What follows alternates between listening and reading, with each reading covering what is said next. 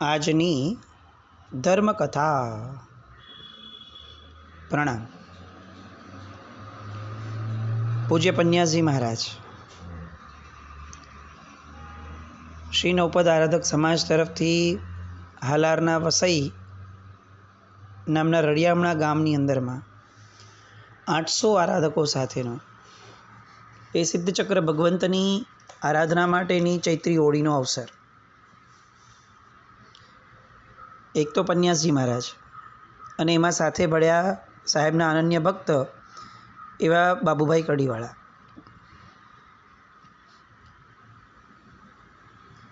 નૌપતજીના માંડલામાં ધર્મના તમામ સારભૂત તત્વો, પંચપરમેષ્ઠી ભગવંતો, દર્શન, જ્ઞાન, ચારિત્ર અને તપ, આ બધાના સત્વને સંગ્રહિત થઈ અને એમણે ઊભા રહ્યા. આત્મકલ્યાણકારી સદ્ગુણોનો દિન પ્રતિદિન વિકાસ થાય એ રીતની પ્રવચનવાણી. બપોરના સમયે એ જ રીતનું ગાન. શ્રી સિરીવાલ કહાના આધારે શ્રી સિદ્ધચક્ર યંત્ર વિધાનની મહામંગળકારી રચનાના મધ્યમાં અરહમ બીજનું સ્થાપન. શ્રી સિદ્ધચક્રની પૃથ્વીપીઠ ઉપર થયેલી આ સ્થાપના, એના કારણે ત્યાં રહેલા આરાધકોના મનની અંદરમાં જાણે સિદ્ધચક્રનું માંડલું રચાયું હોય મનમાં, એવું વાતાવરણ સર્જાયું. વારંવાર સાહેબ એક વાક્ય, એક કડી એમની પાસે બોલાવતા બધા પાસે.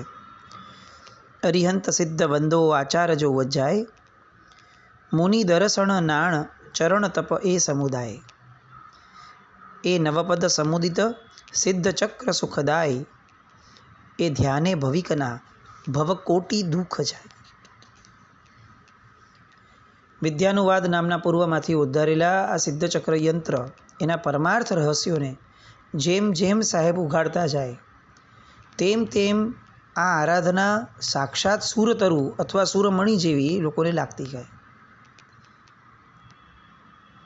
લોકો તો ઘરે ગયા આરાધના પૂરી થઈ પછીથી, પણ દરેકના મનમાં અને જીવનમાં નૌપદજી વસી ગયા. આપણે ત્યાં નૌકારનું મહત્ત્વ શાશ્વતા હોવાના કારણે અતિશય, અને નૌપદજી પણ શાશ્વતા હોવા છતાં કદાચ એ નૌકાર જેટલું મહત્ત્વ આપણા સૌના માનસપટની અંદરમાં જમાવી નથી શક્યા. ઘણા વર્ષોથી આરાધક હોય ને છતાં પણ આપણે એમને કહીએ કે નૌકાર બોલો તો નવે નૌપદ બહુ સ્પષ્ટ બોલી શકે, પણ એમ કહીએ કે નૌપદજી બોલો તો ક્યાંક અટકી જાય. એ નમો લોય સવ્વ સાહુણમ પછીથી નમો દંસણસ, નમો નાણસ, નમો ચારિત્તસ, નમો તવસ, આ 4 બોલવામાં એમને વિચારવું પડે. શાશ્વત ઉપદ નૌપદ. અને એમાં પણ પૂજ્ય પન્યાસજી ભગવંતે તો એટલું બધું ઉજાગર કર્યું સિદ્ધચક્ર ભગવંતના અન્વયે નૌપદજીને, કે તેઓ એમ કહેતા કે આખું જગત જે છે એની બધી જ શુભતા, બધી જ, એ જો કોઈ એક પદની અંદરમાં મળે તો એ નૌપદ છે. અલબત્ત નૌકારના મહત્ત્વને અને આના મહત્ત્વને કોઈ કમ્પેરિઝન કરવાનો કોઈ પ્રશ્ન નથી આવતો, પણ તમારે જગતની અંદરમાં જ્યાં જ્યાં સારું છે, જે સારું છે, એ બધાની એકસાથે અનુમોદના કરી લેવી હોય તો નૌપદજીનું સ્મરણ કરવું પડે.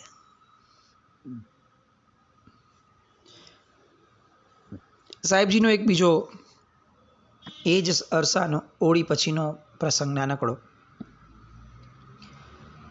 ઈસવીસન 1964નો એ સમય હતો જ્યારે પાકિસ્તાન સાથેની લડાઈ શરૂ થઈ હતી અને આખી રાત જામનગરની આજુબાજુમાં બોમ્બ મારો થયો હતો. સાહેબજી એ સમયે ત્યાં જ. 21 દિવસ પછી યુદ્ધ વિરામ જાહેર થયું. એ પછીથી આ રેડિયો વગેરે જે એ સમયના માધ્યમો હતા એ બધા બરોબર શરૂ થયા, અને માધ્યમ હેઠળ એવું જાહેર કરવામાં આવ્યું હતું રેડિયોમાંથી કે જામનગરની 2 મસ્જિદ અને એક જૈન દેરાસર એ ધ્વસ્ત થઈ ગયા છે આ પાકિસ્તાનના બોમ્બ મારાની અંદરમાં. જ્યારે હકીકત એવી હતી કે સાહેબજી જ્યાં બિરાજમાન હતા એ જ આ દેરાસરની વાત રેડિયો પરથી આવેલી. ફેક્ટ એ હતું કે સાહેબજી જ્યાં બિરાજમાન હતા ત્યાંથી લગભગ 10 કિલોમીટર દૂર એ બોમ્બ જે હતો એ મેદાનમાં પડ્યો.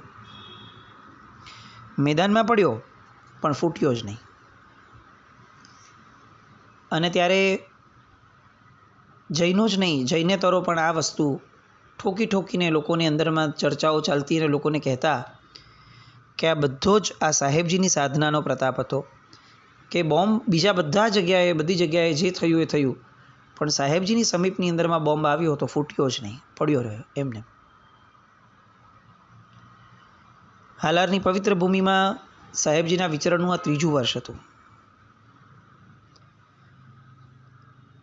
આપણને ઘણીવાર આવો પ્રશ્ન થાય કે સાહેબ આટલું બધું પોતાના ધ્યાનની અંદરમાં આટલા બધા લીન હતા, હાલારની અંદરમાં કે બીજે બધે જ્યાં વિચરણ કરતા હતા તો ત્યાં પણ લોકોની સાથે એટલા બધા કનેક્શનમાં હતા, તો આવા સમયે સાહેબ પોતાના શિષ્યોને કઈ રીતે સમય આપતા હશે? એમનું ઘડતર કઈ રીતે થતું હશે? શું ખરેખર સાહેબ એટલો સમય એ લોકોને ફાળવી શકતા હશે? વાંચના વગેરે આપવું કે બીજું કંઈ પણ એમની સાથે સંપર્કમાં રહેવું એ કઈ રીતે સાહેબ શક્ય બનાવતા હશે? તો સાહેબનો ક્રમ છે ને એમાં જાણવા જેવો છે. સાહેબની આ એક ક્ષમતા, એબિલિટી કે થોડાક દ્વારા બધું જ આપી દેવું, એનો આ એક બહુ સરસ મજાનો આ એક ક્રમ છે સાહેબનો. સાહેબ હંમેશા એવું કહેતા પોતાના શિષ્યોને, આ આપણે પણ કદાચ સમજવા જેવું છે. સાહેબ એવું કહેતા કે વિહારના સમયમાં રોજે દરેકે મનમાં 25 બાધાપારાની નૌકારવાળી ગણી જ લેવાની. વિહાર શરૂ થાય અને પૂરો થાય ત્યાં સુધીની અંદરમાં 25 બાધાપારાની નૌકારવાળી ગણી જ લેવાની. કેમ આવું કરવાનું? કારણ કે વિહાર દરમિયાન જો મૌન રહેવાય તો મનમાં આહટ અને દોહટ આવું બધું ચિંતન થાય, એ પરિણામની વિશુદ્ધિને દોષિત કરી શકે. એવા સમયે જો નમસ્કાર મહામંત્રનું લક્ષ્ય છે અને એમાં પણ બાધાપારાની અને એમાં પણ નક્કી કરેલી નિયત સંખ્યા, લક્ષ્ય, ટાર્ગેટ, તો મન છે ને એ બીજે ક્યાંય ભાગે જ નહીં. એમણે બહુ સરસ વાત મૂકેલી કે મૌન છે ને એ બહારની ભાષાને સ્થગિત કરે. મન માકડું છે એટલે થશે કેવું કે બહારની ભાષા બંધ થઈ, હવે ઉદ્યમ તો જોઈએ છે કંઈક ને કંઈક, તો એ હવે મન ડબલ ફોર્સથી વિચારવાની ધારામાં અને વિકલ્પોની ધારામાં આગળ વધશે. એટલે મૌન લેનાર વ્યક્તિએ સૌપ્રથમ પોતાના મનનો કંટ્રોલ મેળવી લેવાનો અથવા એની માટે યત્ન કરવાનો, કોઈ પણ એક વસ્તુ નિયત કરી લેવાની, પછી મૌન લેવાનું. સીધું મૌન લઈ લઈએ તો વિચારોનું મૌન ન થાય, ખાલી શબ્દોનું જ મૌન થાય. અને શબ્દોના મૌનના કારણે વિચારોની અંદરમાં એકદમ બે ધડક કાઢી જાય, બે લગામ, એ ન ચાલે. એટલે આ એક સાહેબનો બહુ સરસ મજાનો પદાર્થ કે મનને ખોરાક આપ્યા વિના બહારનું મૌન લેવું એ કેટલેક અંશે રિસ્કી છે. મન માટે ખોરાક નક્કી કરી નાખવાનો. આ સંદર્ભમાં અને મહાત્માઓને પણ જે પોતે પ્રેરણા કરતા કે કેમ આ આટલી જ નૌકારવાળી, 25 નૌકારવાળી શા માટે? એવું નહોતું કે આ એમને એમ તુક્કો લગાડેલો. સાહેબ એના રિઝનિંગમાં, એના રેફરન્સમાં સાહેબ મહાનિશિત સૂત્રનો એક સંદર્ભ આપતા પોતાના શિષ્યોને કે જુઓ, વર્ધમાન સ્વામી ભગવાનને, ગૌતમ સ્વામી ભગવાને એક પ્રશ્ન પૂછ્યો હતો. એના ઉત્તરમાં પ્રભુએ કહ્યું હતું કે હે ગોયમ, જે ભિક્ષુ એટલે કે સાધુ યાવત જીવ અભિગ્રહપૂર્વક ચારે કાળમાં શક્તિ મુજબ વાંચના આદિ સ્વાધ્યાય ન કરે તો એ સાધુને જ્ઞાન કુશીલ જાણવો, જ્ઞાનમાં શિથિલ, કુશીલ જાણવો. હવે જે જીવ યાવત જીવ અભિગ્રહ કરવા પૂર્વક અપૂર્વ જ્ઞાનની પ્રાપ્તિ કરે તેની શક્તિ ન હોય તો તે પહેલાં જે ભણ્યું હોય એનું પુનરાવર્તન કરે. એટલે કે નવું જ્ઞાન જેનાથી પ્રાપ્ત ન થઈ શકતું હોય તો એને જૂના જ્ઞાનનો સ્વાધ્યાય રિવિઝન કરવાનું. હવે જો કોઈ જીવ એવો હોય, એટલે સાધુ, કે જે રિવિઝન કરવા માટે પણ અસમર્થ હોય, અશક્ત હોય, તો એને શું કરવું મિનિમમ લેવલ ઉપર? તો ત્યારે પ્રભુએ કીધું કે તો એને પંચમંગળ એટલે કે નૌકાર મહામંત્રનો 25,000 વાર જાપ કરવાનો, તો તે આરાધક ગણાય. અને ફક્ત આરાધક ગણાય એવું નહીં, પ્રભુએ ત્યાં એક સરસ મજાનું બોનસ મૂક્યું કે આ રીતે આરાધના કરીને લક્ષ્યપૂર્વક જીવનાર ભિક્ષુક એ જ્ઞાનાવરણ કર્મ ખપાવી અને તીર્થંકરપણાને અથવા ગણધરપણાને પામી અને સિદ્ધ થાય. પણ સાધુ તરીકેની મિનિમમ રિક્વાયરમેન્ટ એ છે ચાઉ કાલમ સચ્ચાયમ, એટલે કે રોજ 4 પ્રહરનો સ્વાધ્યાય કરી અને મુનિજીવનના પાલનનો આસ્વાદ અનુભવવો અને થોડા સમય માટે જ્યાં રહેવાનું થાય ત્યાં આરાધનાથી આવશ્યક ક્રિયામાં ઉલ્લાસ અને એકાગ્રતા જાળવવી. આ ભગવાનનું વાક્ય સાહેબ રેફરન્સ માટે કહેતા કે જુઓ, આવું સિદ્ધપણું તીર્થંકરપણા સાથેનું અથવા ગણધરપણા સાથેનું પામવું હોય તો મિનિમમ આવશ્યકતા છે કે 2,500 નૌકાર થવા જોઈએ. અને એટલે સાહેબ 25 બાધાપારાની નૌકારવાળીનો આગ્રહ રાખાવતા. સાહેબ ગમે તેટલા પોતાની સ્વસાધનામાં સ્થિર રહ્યા, સાહેબ ગમે તેટલું પર કલ્યાણમાં રહ્યા, પણ પોતાના શિષ્યોનું જતન કરવામાં, પોતાના શિષ્યોનું ઘડતર કરવામાં સાહેબ ક્યાંય અને ક્યારેય પાછા નહોતા પડ્યા.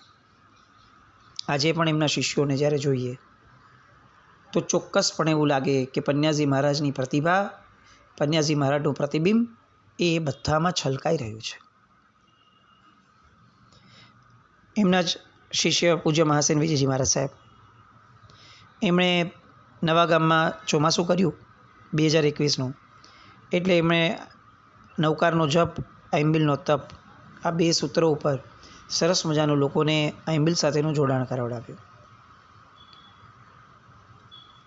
લલિત વિસ્તરા ગ્રંથમાં કહ્યું છે કે નમોસ્તુ એ ઈચ્છા યોગનો નમસ્કાર છે, નમો જીનાણમ જીયભયાણમ એ શાસ્ત્ર યોગનો નમસ્કાર છે, અને ઇક્કોવી નમુક્કારો એ સામર્થ્ય યોગનો નમસ્કાર છે. આ ત્રણેય યોગના નમસ્કાર જે છે એ નમસ્કાર આપણી અંદરમાં, ભક્ત હૃદયની અંદરમાં એ વણાયેલા હોવા જોઈએ.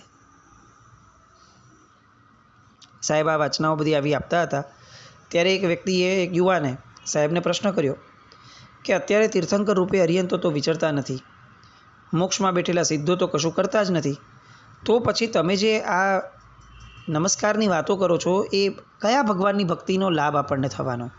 કારણ કે એ લોકો તો બધા વયા ગયા, પાછા અહીંયા જોવાના પણ નથી, તો પછી એને લાભ શું એમની ભક્તિ કરીને? ત્યારે સાહેબે બહુ સરસ વાત કરી કે આપણે જો એમ માનતા થઈ જશું ને કે ભગવાન કંઈ જ કરતા જ નથી, તો મુખ્યત્વે માન કશાયથી બરબાદ થઈ જશું. જે લઘુતા અને નમ્રતા જેવા ગુણો જોવા મળે છે એનું કારણ જીનેશ્વર તત્વ છે. નહીં તો આ વિશ્વ ક્યારનું કૃતજ્ઞ બની અને અક્કડ અને અહંકારગ્રસ્ત થઈ ગયું હતું. દરેક ગુણનો પાયો અને પ્રાણ કૃતજ્ઞતા ભાવ છે. એના વગર દયા, પ્રેમ, સદાચાર, આ બધા ગુણો એ કોઈ ટકવાની ક્ષમતા જ નથી એ લોકોની. અને જીનેશ્વરના અનુગ્રહ વિના આપણા આત્માનો આંશિક વિકાસ પણ શક્ય નથી. નહીં તો તમે કલ્પના કરીને જુઓ કે તમને કોઈ સમય આપે, તમને કોઈ શક્તિ આપે, તો તમને જાતે પાપ કર્મથી નિવૃત્ત થવાનું મન ક્યારે થાય? એ જીનેશ્વર ભગવંતોની કૃપા છે. અને એટલે જ એમના પ્રત્યે આંતર અહોભાવ લાવો. જે ઈશ્વર છે એને નમસ્કાર છે, અને જો નમસ્કાર છે તો જ પુણ્યકર્મની પ્રાપ્તિ છે. પુણ્યકર્મની પ્રાપ્તિ છે તો ગમતી વસ્તુઓની સામગ્રી છે, અને એ સામગ્રી છે તો એના દ્વારા ભગવાનની ભક્તિ કરી અને મોક્ષનો લાભ મળે છે. અરિયંતો અને સિદ્ધો આ વિતરાગ છે, વિતદ્વેષ છે, એટલે આપણા પ્રત્યે કંઈ કરતા જ નથી, આપણી વચ્ચે આવતા નથી. એ બધી વાત સાચી છે નૈશ્ચયિક રીતે, પણ એમની કરુણા અને મૈત્રી ભાવને અહીંયા મૂકીને ગયા છે, અને એટલા માટે જ તેઓ સર્વોત્કૃષ્ટ પૂજાને પાત્ર છે. પેલા યુવાનને સેટિસ્ફેક્શન થતું હતું, પણ તેમ છતાં એના મોઢા પર કેટલીક રેખાઓ હજી એવી દેખાતી હતી કે એને પ્રશ્ન થાય, અને સાહેબે એકદમ જડબાતોડ પંચલાઈન આપી અને યુવાનની દરેક વિકલ્પની ધારાને શાંત કરી દીધી કે અપૂજ્યની પૂજા કરવામાં જેટલો દોષ છે એનાથી અનેક ગણો મહાદોષ પૂજ્યની પૂજા ન કરવાથી છે. જે પ્રભુનું આટલું બધું ઋણ છે એ પ્રભુના ઋણનો સ્વીકાર કર્યા વિના કઈ રીતે શ્રદ્ધા પ્રગટે?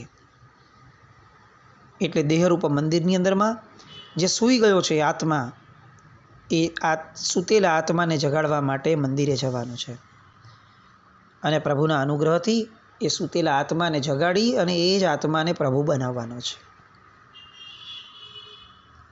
શું સાહેબની ટંકશાળી ધારા વચનોની, કેટલી લોજિકવાળી.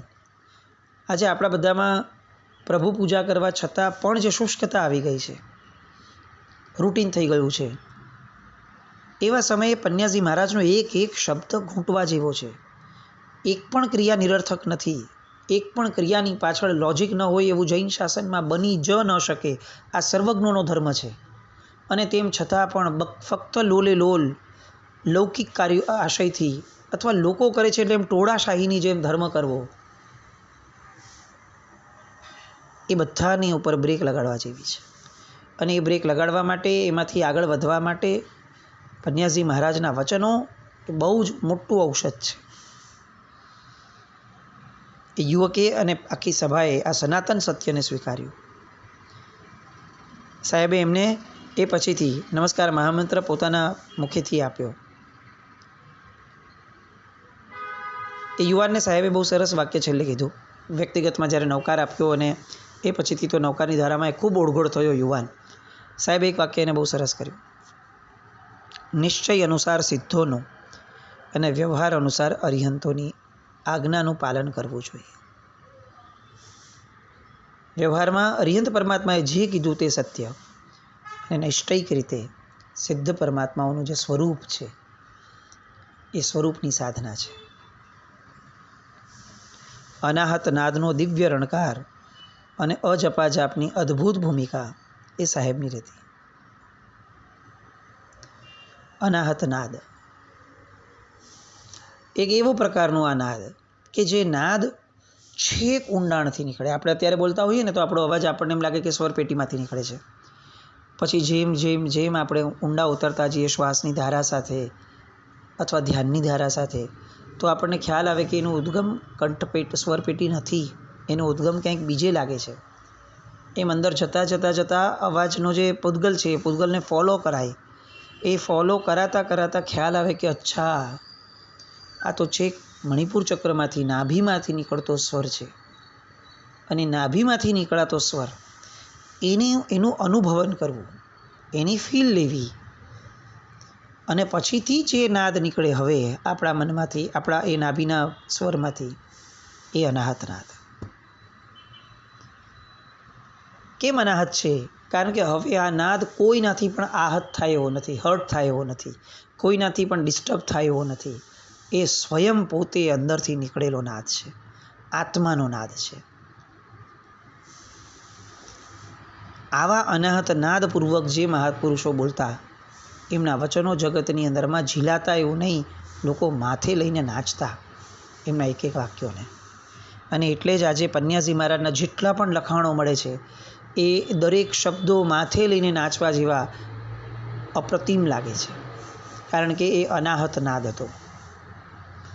અજપા જાપની ભૂમિકામાંથી નીકળેલા એ એક એક શબ્દો હતા. બેડાથી હિંમતલાલજી રૂગનાથજી એ મુંબઈથી જામનગર પધાર્યા બેડાવાળા, અને પોતાની સુપુત્રી પાર્વતીબેનને દીક્ષા આપવા માટે મારવાડ પધારવા માટે સાહેબને આગ્રહ કર્યો. 500 કિલોમીટરનું અંતર હોવા છતાં સાહેબે એમની વિનંતીને ના ન પાડી. મહાત્માઓએ પૂછ્યું કે સાહેબ આટલો ઉગ્ર વિહાર આ સિઝનમાં, અને ત્યારે સાહેબે એક જ વાક્ય કહ્યું, સહન કરે તે સાધુ, સહાય કરે તે સાધુ, સાધના કરે તે સાધુ. અને આ નખશીક વાતોને ખાલી વાણી વિલાસ સ્વરૂપે નહીં, પોતાના જીવનમાં સાંગો પાંગ ઉતારનાર મહાપુરુષ હતા. એમણે 1750 જેટલા પૂજનો આ હિંમતભાઈ રૂગનાથજી એમના દ્વારા થયા હતા સાહેબજીની કૃપાથી. હજી 1-2 વર્ષ પહેલાં જ એમણે સજોડે બ્રહ્મચર્ય આદિ 12 વ્રતો ધારણ કર્યા હતા સાહેબજીના સત્સંગમાંથી. આવો અધ્યાત્મનો વારસો મેળવેલા હિંમતભાઈ એ પરમેશ્વરના શ્રેષ્ઠ ઉપાસક હતા.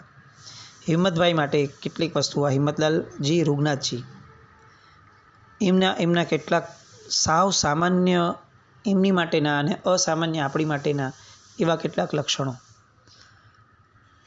એમણે પોતાની શુક્લકડી કાયા સાથે રોજ રાત્રે અખંડ 4 કલાક અપ્રમત્ત ભાવે અડોલ ઊભા રહી અને 346 લોગસ અને અગણ્ય નૌકાર એના કૌશક પોતાના જીવનના અંત સુધી કર્યા. રાત્રિના સમયે 4 કલાક અખંડ ભાવે ઊભા રહેવાનું. પાછા પોતે દાન ધર્મમાં પણ એટલા જ અગ્રેસર. સાધુપણું સ્વીકારી ન શક્યા તો એ ભાવના સાથે મૌન સાધક અને આંબિલ તપમાં રમમાણ રહેનાર એવા એ શ્રાવક રત્ન હતા. અને એટલે સાહેબે બહુ સાહજિકપણે એ 500 કિલોમીટરનું અંતર હોવા છતાં એમની વિનંતીને પણ સ્વીકારવામાં જરા પણ વિકલ્પ ન થયો. સાહેબ ત્યાંથી રાજકોટ પધાર્યા અને ત્યાં એક વ્યક્તિ જે છે એનો સાહેબ સાથે ભેટો થયો. એ આખી વાતો. અને એક એવા વ્યક્તિ કે જે વ્યક્તિ સાહેબ થકી પામ્યા ચોક્કસપણે એવું કહી શકાય, પણ એનાથી વધારે મહત્ત્વનું એ છે કે એ વ્યક્તિ થકી જે આપણે આ જગતને અત્યારે મળે છે, મળ્યું છે અને મળે છે. એમની હયાતીમાં તો મળ્યું જ, કદાચ એમની ગેરહાજરીમાં પણ જે મળે છે એ બધા દ્વારા એટલું કહી શકાય કે આ વ્યક્તિ સાહેબને ન મળ્યા હોત તો આજે કદાચ આપણે આ ચરિત્રને પણ આ રીતે લઈ શક્યા હોત કે નહીં એ પ્રશ્ન છે. એવા કયા વ્યક્તિ અને એવી કઈ ધારા, કયો ઉપકાર, એ બધું આવતીકાલે માણીએ. જીનાજ્ઞાવૃત્ત કંઈ પણ બોલાય તો મિચ્છામિ દુક્કડમ. જૈનમ જય.